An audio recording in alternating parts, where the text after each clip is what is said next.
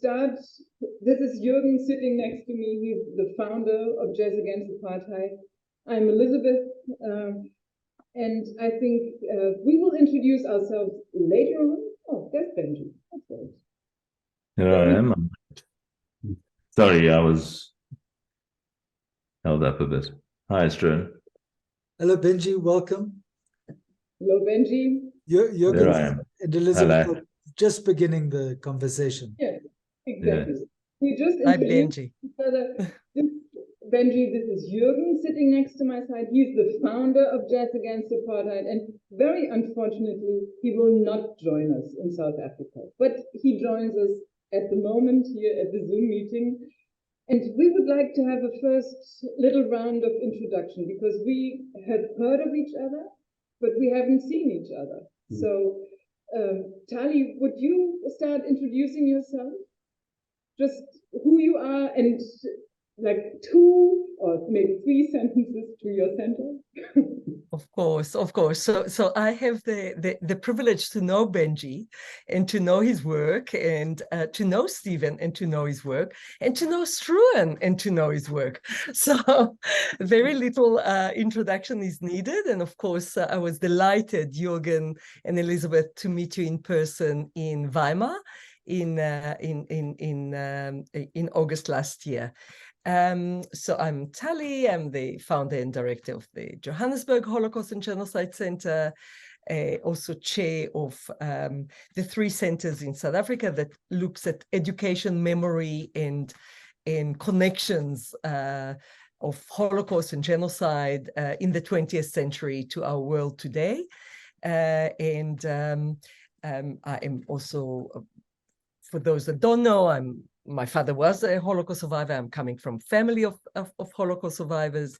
I'm also a scholar, a writer, curator, teacher. So multifaceted, a little bit too busy at the moment, but hoping that next year will be a much less busy year. Who knows? Thank you. Thank you, Tali. Stephen, do you want to introduce yourself to us? Okay, sure. So my name is Stephen Naron. I'm the director of the Fortunoff Video Archive for Holocaust Testimonies at Yale. I've been the director since 2015, but I've been working with the collection on and off since 2003.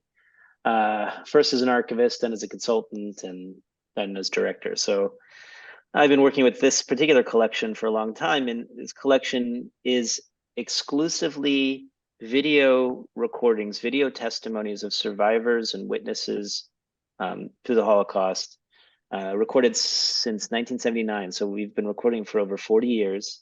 We in fact still record today at our studio in New Haven. But that is obviously becoming, due to demographic reasons, few and far between. We haven't had a taping. We've had 1 taping a year for since the pandemic, and really nothing is. We haven't had a lot of people approaching us. So what we're shifting into, well, what do we do with this 12,000 hours of recorded material to sort of activate the collection, get it off the shelves, get it off the storage, the digital storage, and encourage its use in scholarship and education. So that's what I'm sort of spearheading now. And this is a good example. So Tali and I met serendipitously and became interested in doing a joint program together. And so now we're planning I would say a fairly ambitious conference in the summer of 2024. Yeah, so looking forward to learning more about what you all are doing. Thank you very much, Stephen. And Benji, you are the next one. I'm very curious to know you. So, I mean, I'm an ex-lawyer and business person. About 20 years ago, I decided to abandon that course, and I basically retired, but needed something to do with myself, and mainly what I've found is to rediscover my roots as an artist, but more pertinent to this conversation, to establish an artist's residency, a sculpture park, and a sort of cultural center, I suppose, on the doorstep of our property in the cradle of humankind. So that's what NIROX is. It's basically an arts center. It's 30 hectares. It receives artists from all over the world in residency as its sort of central objective. It also has a sculpture park, as I indicated, and so we foster sculpture for the park, and we're open to the public so that they can experience that. And then we have a concert program that essentially 8 to 10 concerts a year in various genres of music. When I say that we're an art center, it's not a visual arts center. It's an art center for all disciplines. We've been going now for 15, 16 years. Yeah. And we're in the process of expanding by establishing another residency, which is focused on collaborative creativity that has an impact on social issues. So it has a very specific objective, whereas NIROX has no specific objectives. Artists have absolutely no predisposition or requirement at all. There's no output requirement at all at NIROX. But at this new residency, which is only months old, our broad purpose is to see how the arts can make an impact on society. Great. Thank you very much for the first insight. And now, Struan, will you please introduce yourself to Stephen, because you two haven't met. All others have met, but you two haven't met so far. Thank you so much, Elisabeth. Stephen, I've been tasked with bringing jazz, or being the meeting point to bring jazz against apartheid to South Africa. It's been an extraordinary journey. I'm a writer by profession and a music writer specifically.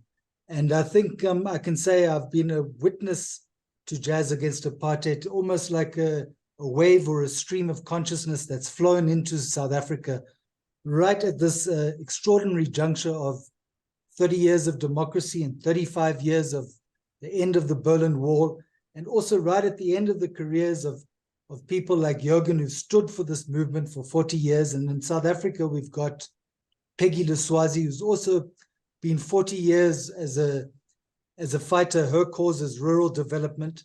And in Joburg, my partner Vusi was also in exile in Germany. So I'm witnessing something amazing. And now with Tali and Benji as well, adding their extraordinary history to this project, it's I really don't know what is happening, but all I know is, as a jazz writer, is that jazz has been capable of so many things.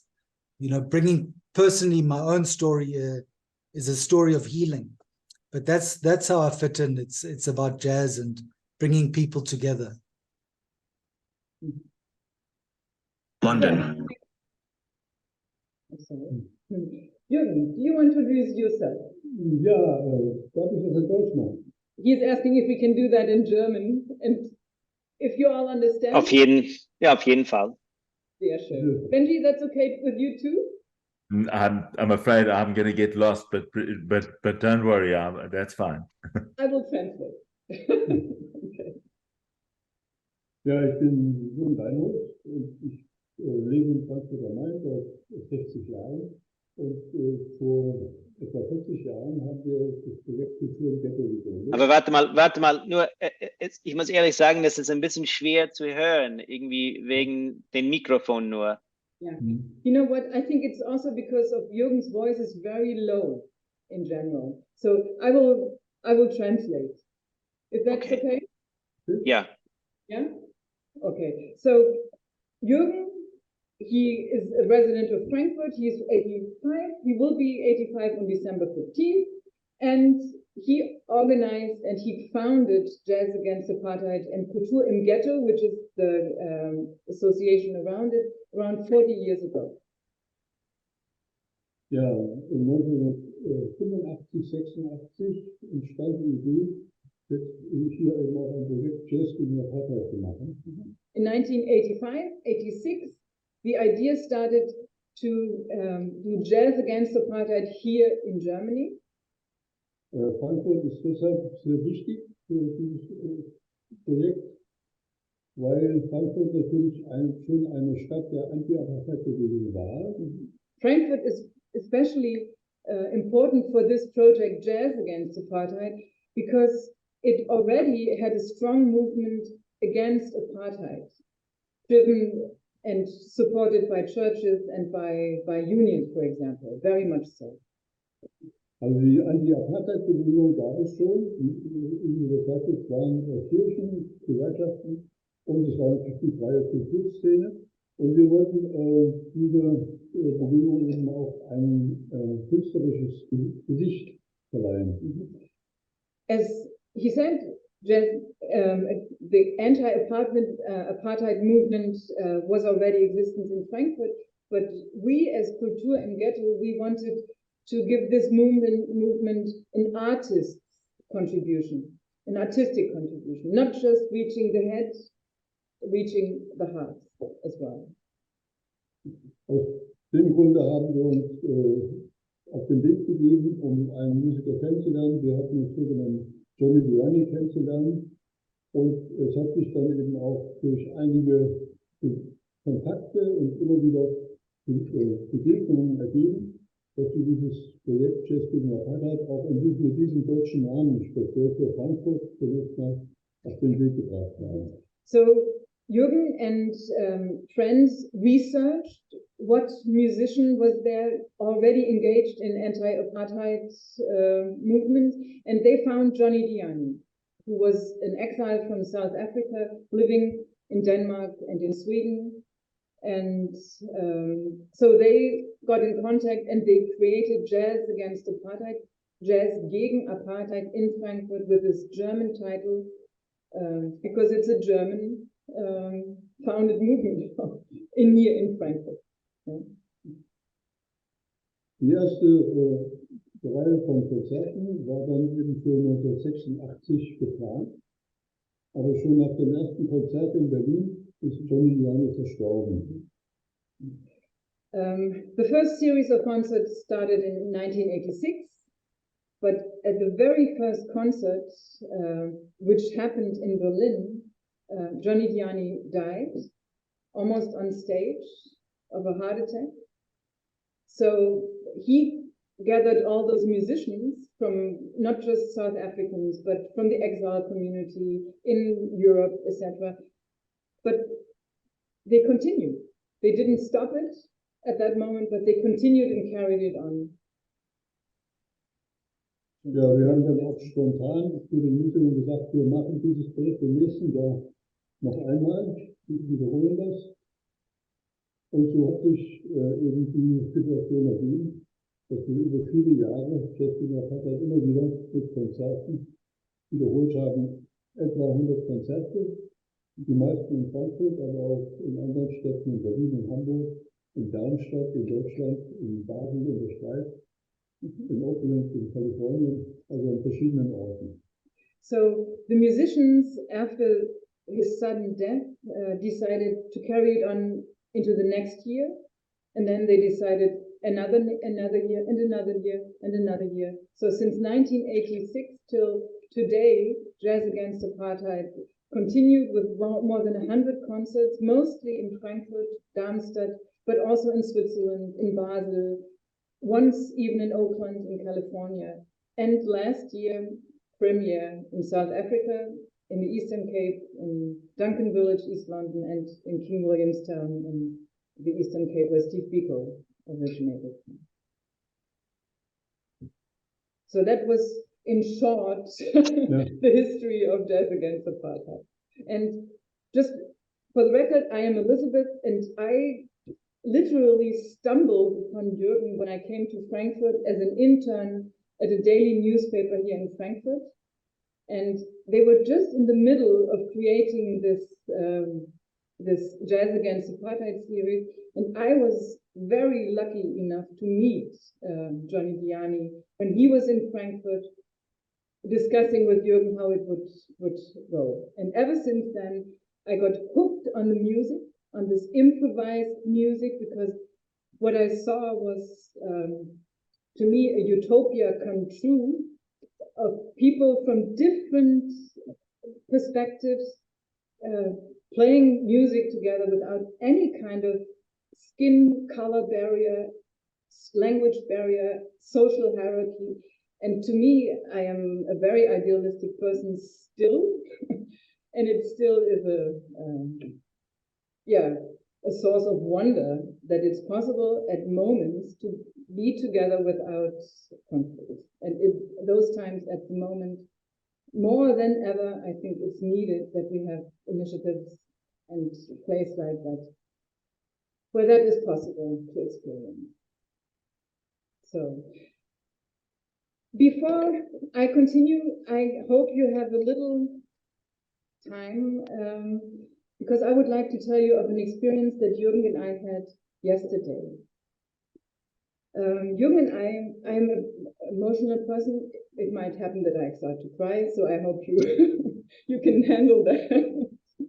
We were at a meeting at the Historical Museum in Frankfurt, and the occasion was the anniversary of 20 years of Stumbling Stones in Frankfurt.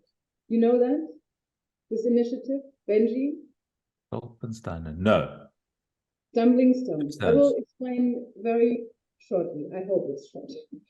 It's an initiative started by a German artist, and it puts on those little concrete blocks a little brass medal, a little sign, 10 centimeters by 10 centimeters, giving the name and the birth dates and sometimes where they were deported to, of those who were deported and driven out of their homes, their last freely chosen homes, they say. And this is exactly the stumbling stone. They are placed on the sidewalks, very close to the entrance of the apartments, houses, living quarters of those who were driven out and murdered. During the time, which is important, it's 1933 to 45, it's the Nazi period. That is the historical dimension, so to say. And here in Frankfurt yesterday, they were celebrating 20 years. And this is an initiative that, for me, is somehow the epitome of what we want to do with a life memory, a living memory and experience. Because it brings together the people, the survivors' families, when the ceremony happens and the stones are laid, the survivors' families come, sometimes spread around the world. For the first time they meet in Germany, which many of those survivors' families abhor. They come together and see that there are people who have taken on responsibility for the life and living memory of those who are no longer there and whose voices can no longer be heard. And then the community of Frankfurt comes together. Kindergarten kinder, school children come together, their teachers, the people living next door to those who are no longer there. And then there are musicians coming, there are artists coming, and it's a kind of a celebration that happens with those laying down the stumbling stones.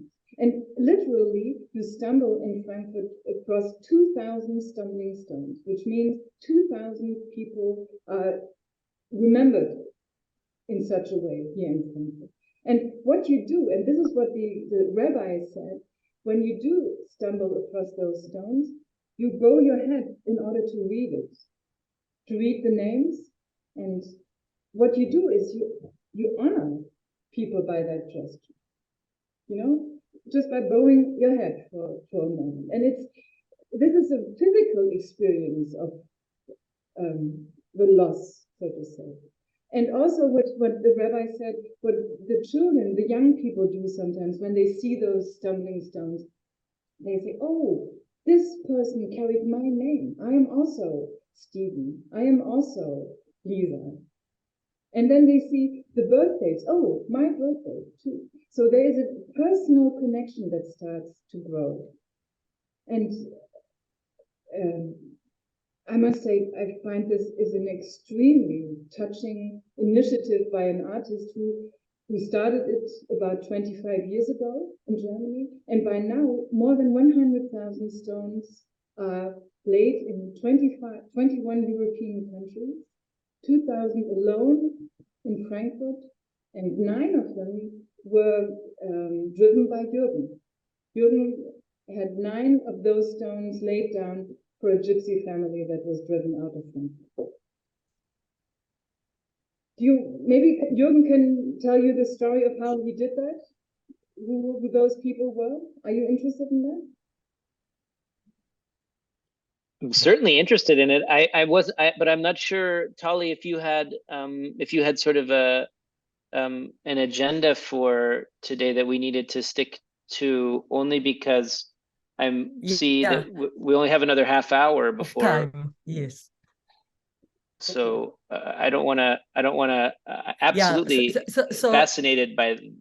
I would love to hear that, but wanted to make sure there wasn't anything we needed to address.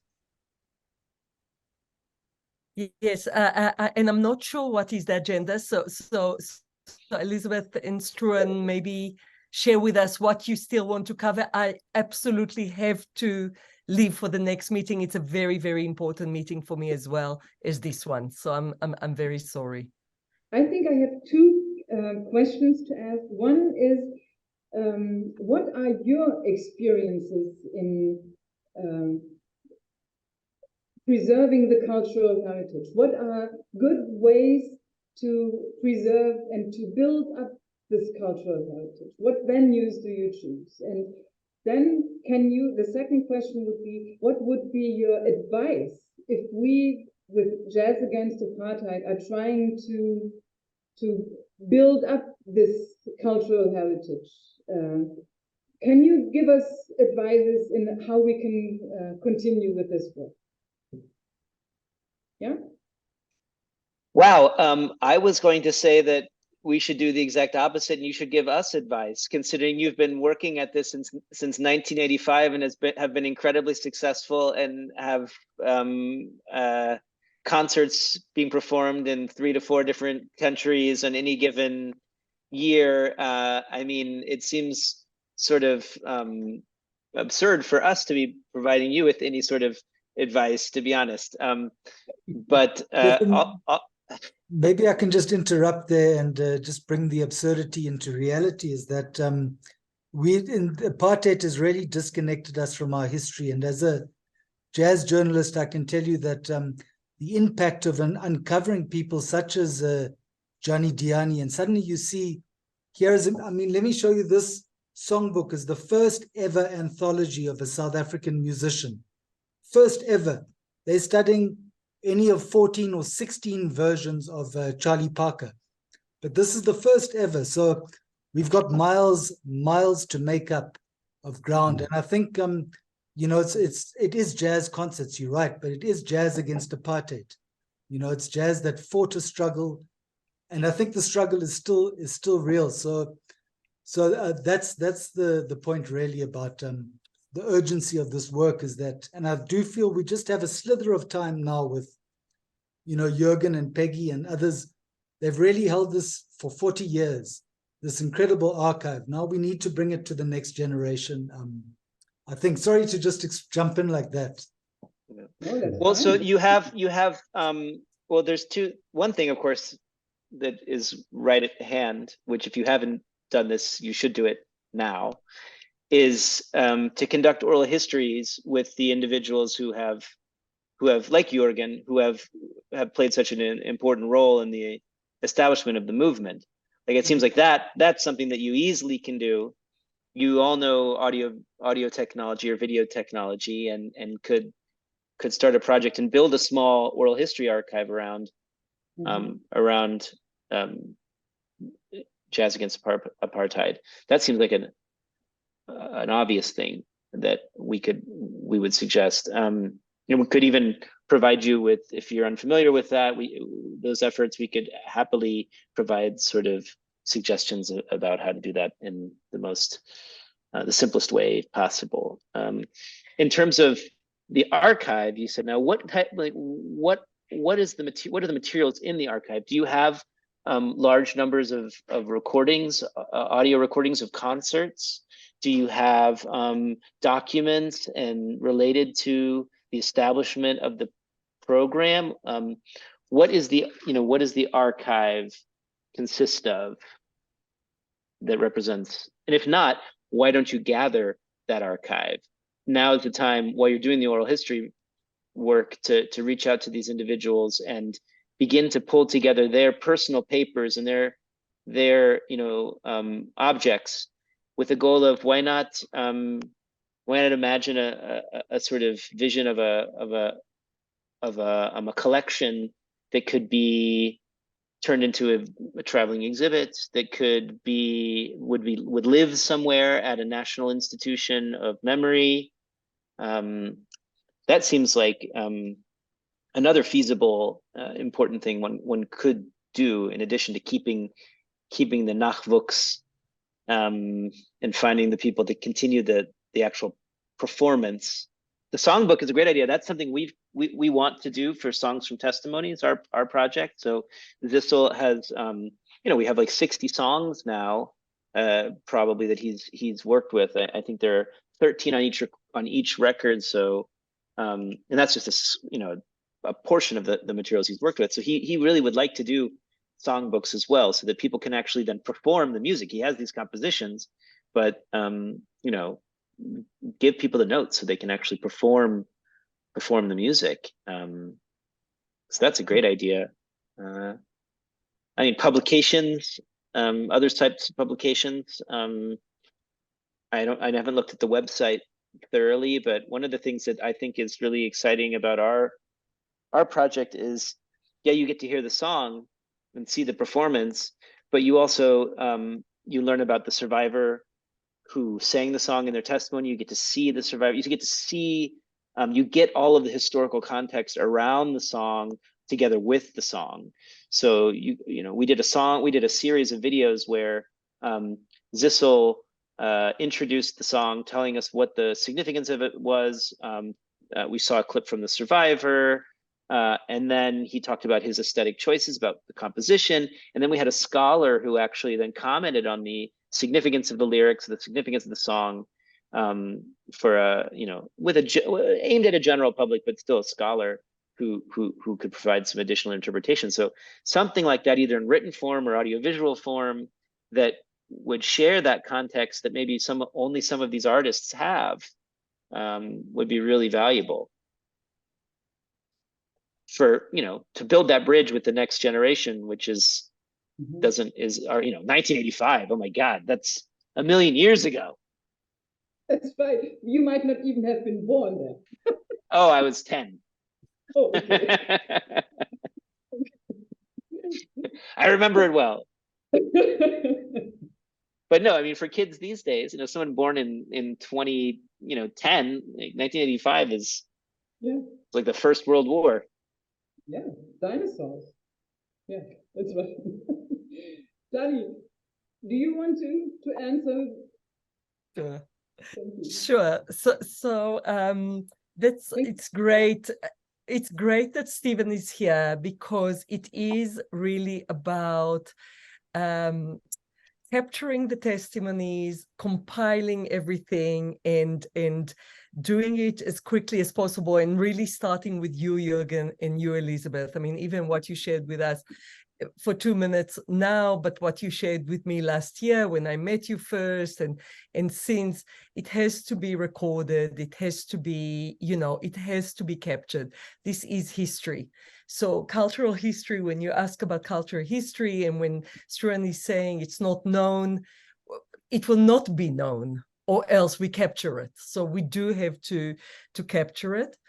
And then Struan and Vusi and me spoke many times about an exhibition that can be created, about clips that can be involved. So exhibition doesn't have to be just visual. It can have audio. It can have QR codes where you can listen, on your phone today. Everyone can listen on the phone. It doesn't have to be very, very expensive. And then, of course, also on the website, things like that can be also captured on the website. It can also inspire the now generation. So we do quite a lot of things like in our workshops around photo voice and sound scapes. So you listen to something from the past, or you read something from the past, and you can connect to yourself by taking photos on your phone, by recording stuff on your phone. So these are all things that we used in the past about Rwanda, about xenophobia, about the Holocaust, about South Africa, and there are tools that we actually just finished a training program in Philippines about learning from the past to connect to today. And Duduzi and Catherine just came back from a very successful workshop using these same methodologies. And again, they are not expensive. The grant that we got to do the training in the Philippines was tiny grant. But you can use those methodologies to actually bring it to today. So again, Catherine and Du can teach those methodologies, and you guys can include it in the website. So these are just some very, very simple examples of how do you bring the past to the now using phones, using QR codes. These are, because I know funding is so difficult. Struan, you tried so hard, to get the funding, and I gave you so many, contacts, and then they don't even come back to you, which is so frustrating and so difficult. And I'm sure Benji and Stephen, you all know about this very difficult road. Yeah, no, I know it. And I just try to say, no is also an answer. And when they don't say no, and they just, it's, so then I think, let's then use very simple methodologies, our phones, to do things, because it's doable. It's really doable. And you can create stuff on PDFs, and yeah, well, I mean, that's not expensive. It's the time, right? Time is the problem, right? So I assume that Struan is already being pulled in 1,000 different directions, but yeah, that's the hard thing. Is the time. Yeah. Human resources, really. Yes. Both Yeah. Stephen and Tali, thank you very much for this, bringing back to memory the resources we have here already, which is the memories of Jeurgen, for example, and the musicians with whom we work. And Benji, I would like to jump in here, because what we heard from Tali and from Stephen, I think maybe I'm jumping too fast, I'm brainstorming, but maybe NIROX Foundation could be the place where you said the collaborative creativity of artists can come together, and we can do, for example, some of the recording of the musicians, some of the recording of the people who contributed to this Jazz Against Apartheid, and the artistic ways to overcome apartheid. Maybe that could be a place where this flows together, and we have a 1 or 2 day workshop or 3 day workshop or something, where Tali's people can teach us how to use those if we need this support, how we can come up with those little stones that make up the foundation of an archive. Is that an idea? Yes, Elisabeth, that's exactly the kind of thing that we do and enjoy to do. I was listening to you talking, and we're not much I mean, we value the archives, but we're not an archival organization, really. We're an organization about today and about changing the way people are in their lives today. And of course, the history has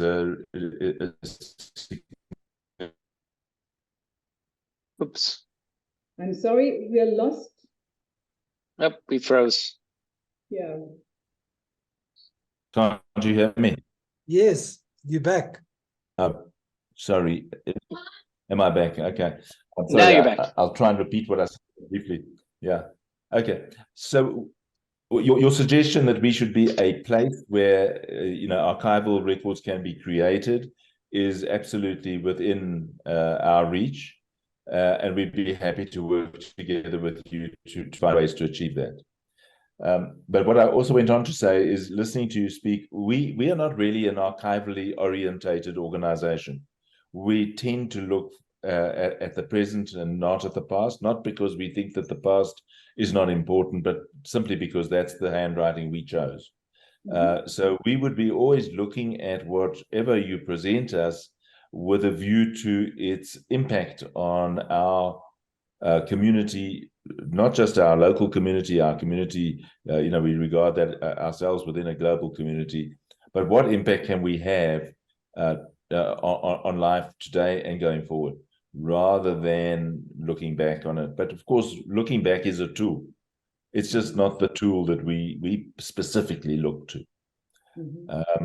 So, I mean, the types of programs that we've been speaking to Struan about all look at how we can use the lessons of apartheid to change the way that we deal with the problems that we face every day. Because in South Africa, many of the maladies that apartheid sought to cure have not been cured.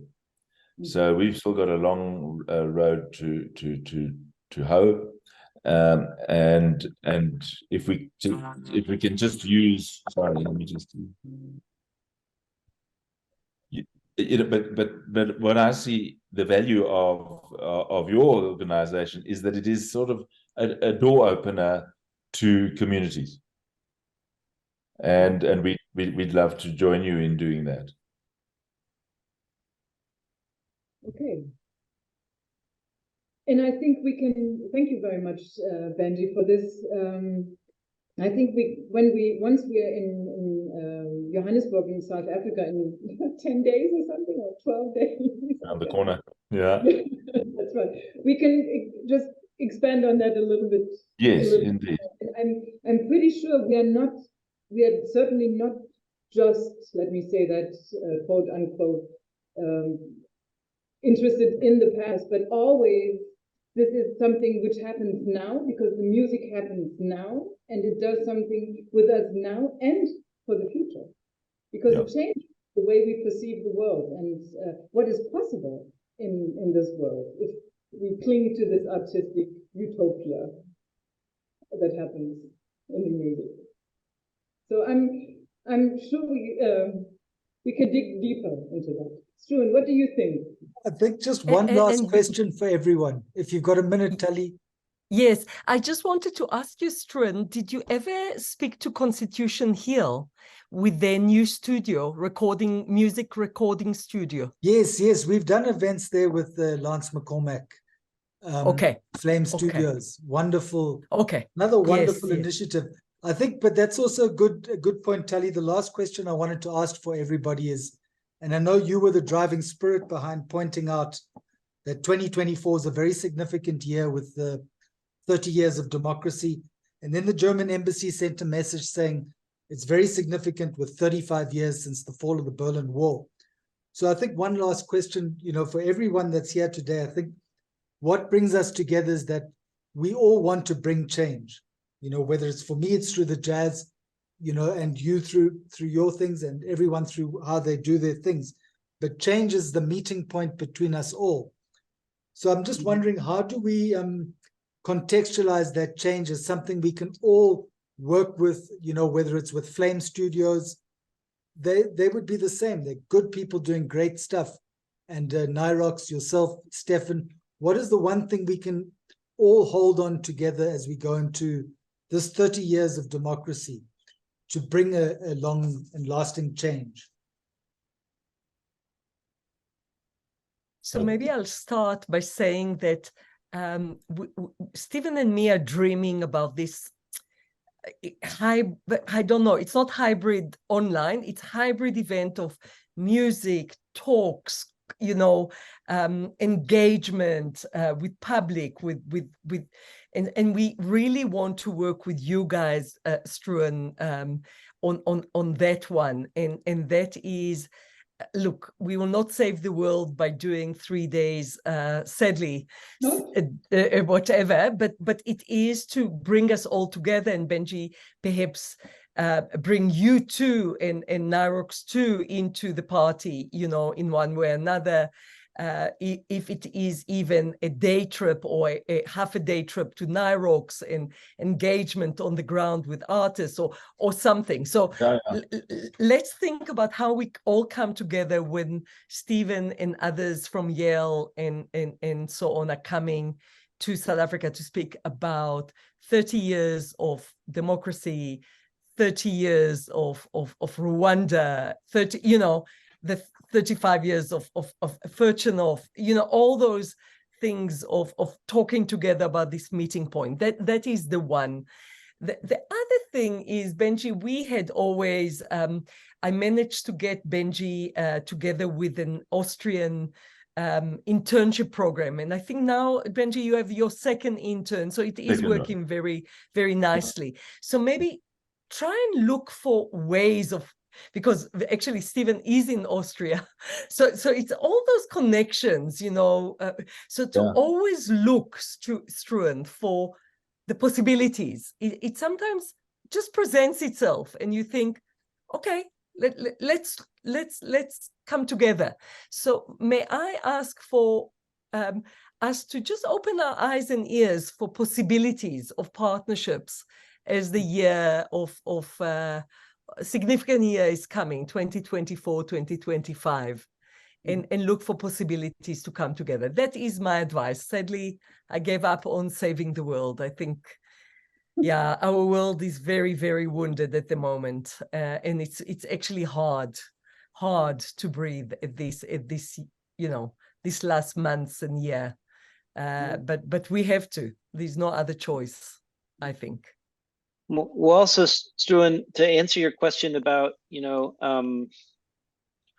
change, right? Like, I think change is too, maybe a bit too broad a topic, right? But like, one of the things that we can all agree on that can bring us everybody in this Zoom room together, regardless of where we're coming from, is, I think, a belief in the sort of the interdisciplinary approach to problems, right? Like, so that it's not just the historian or the social scientist, but it's also the artist, the musician, the ethnomusicologist, that there's all sorts of different approaches to the world's problems and trying to understand them. And so that interdisciplinary approach can bring us together. This sort of idea that some of these borders are a lot more fluid than people think.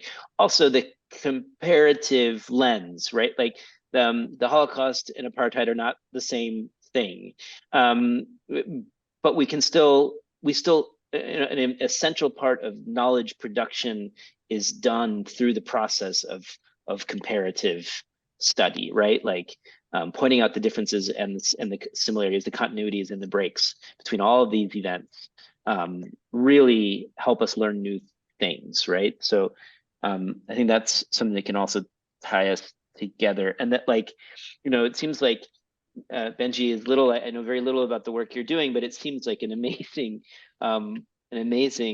site and a program. And I very much understood your point about this is a contemporary art focus, right? Like we're here in today thinking about today's problems.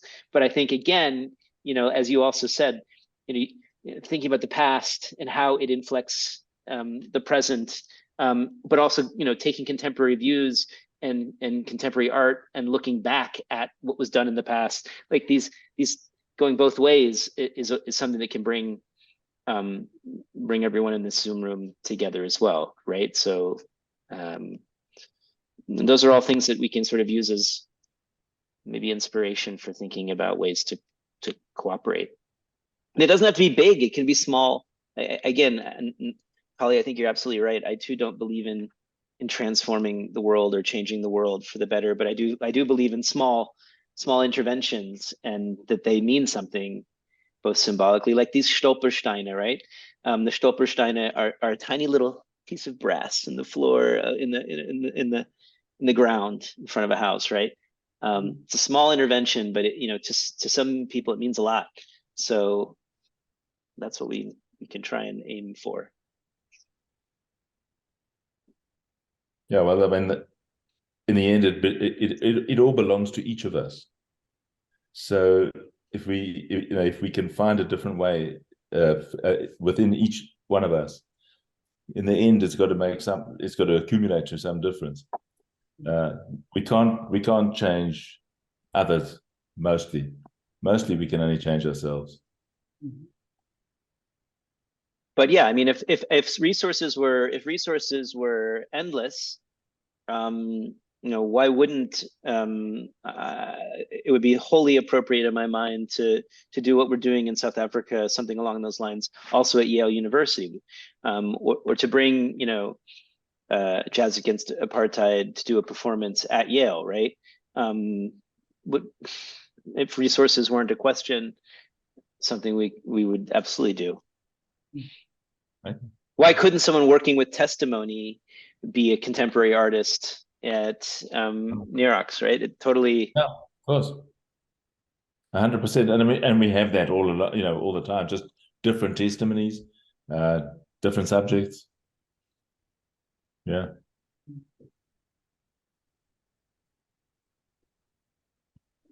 And I think, Struan, just to end, to say that the connection is the most important, so we are doing the intervention in Johannesburg in 2 weeks' time, but there is already a connection. Now we're dreaming about next year with Stephen and hopefully Benji. So I think that is important, and just to always keep in mind that we can maybe do these connections. Thank you, Tali. And also what Stefan said about the multidisciplinary. I mean, that for me has been totally mind-opening with working with you and Benji, because you're not really specifically from the jazz space, but it's just opens up the whole conversation to allow people from all these different walks of life to come into the same space. I don't know. I mean, is that what democracy is supposed to be? Or certainly it's got to be a part of it. I don't want to be in a democracy that doesn't have that. Me neither. And it's especially, Tali, thank you very much also for this image of the networking. I'm an addict for networking. I think it is most important that people who are sharing the same values in a broad sense, that they work together and that they inject their energy into this. Yeah, a little bit. I think what you said, Benji, we change the world by ourselves if we start changing ourselves and working with others who can give us energy. And yeah, like yesterday, it's wonderful to see that civil society jumping in and working together for good objectives. And I think this is what Jazz Against Apartheid does. And I'm very, very grateful for Tali, you being there, and for Stephen for jumping in and being part of our Zoom room, and for Benji being part of our project. That's great, really. We are very much looking forward to expanding this network that's already there. But we're looking forward to having you here and listening to the music. Yeah, absolutely. Absolutely. And Elisabeth, just let me know about the 18th or 19th that we can also meet. Definitely. Wonderful. Yes, great. I'm very much looking forward to that too. And Stephen, whenever you are here in Germany, open house, I mean, for everyone, open house here. Yeah. Thank you. I would like that. I haven't been to Frankfurt in a while, but it's not unlikely that I'll show up at some point. Great.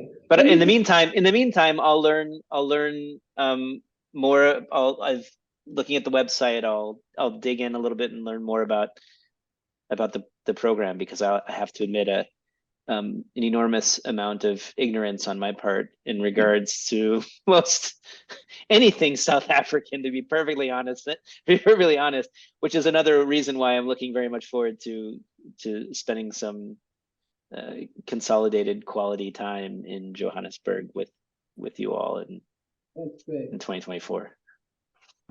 Wonderful. I thank you. I have to run, but have a lovely weekend, and we will talk on Zoom, or on email, in Zoom and so on very soon.